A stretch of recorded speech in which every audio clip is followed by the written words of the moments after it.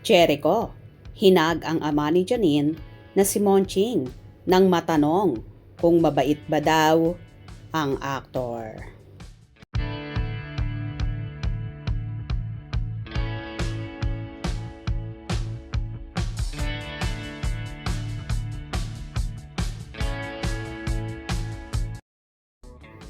Nakapanayam ng entertainment press ang ama ng kapamilya actress at multi-awarded TV host na si Janine Gutierrez na si Ramon Monching Gutierrez.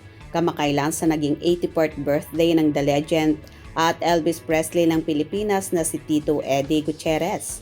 Present kasi sa naturang okasyon si Jericho kasama ang nobyang si Janine at tinutukso nga ang magaling na aktor na welcome to Gutierrez family na ang bati sa aktor.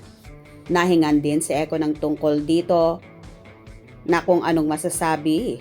Of course, kilig and fan to be here. To hear that there's just, how great and huge family.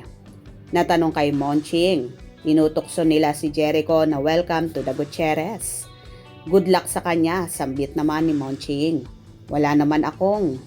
As long as they're happy, wala namang no problem with me. Natanong ng press si Monching kung mabait daw si Eko. Sagot naman ni Monching, mabait naman. Sabay turo at tanong ulit, mabait naman di ba?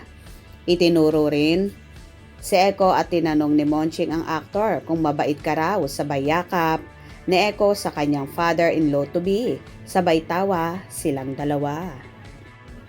Marami namang fanay ang natuwa sa naturang kulitan na yon ni Eko at Monching na so close na nga bilang mag-ama to be. Narito naman ang hanash ng mga fanay. Paulit-ulit kong pinanood. Mapapasana all ka na lang talaga. Wow, super vibes ng mag-in-law in the future. Wow, happy family. Mabait po talaga si Eko at very respectful. Eko niyan, highs, nakakakilig. Love fam.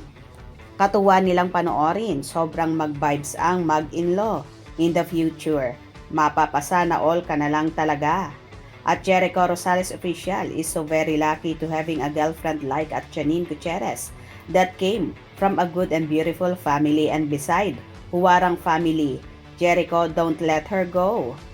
At Jericho Rosales official already part of Gutierrez family, Davao family, and De Leon family. Ecos proves it during Wake Up Miss Asia Queen of Song, Miss Pilita Corrales.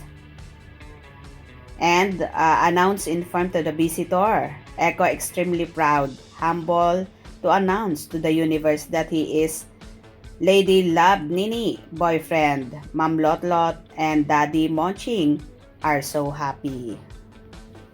Well, nakakatuwa naman talagang panoorin at kitang-kita mo kung gaano ka-close at tila Gutierrez family member na nga ang aktor. Kung nagustuhan nyo ang video na ito, comment down below.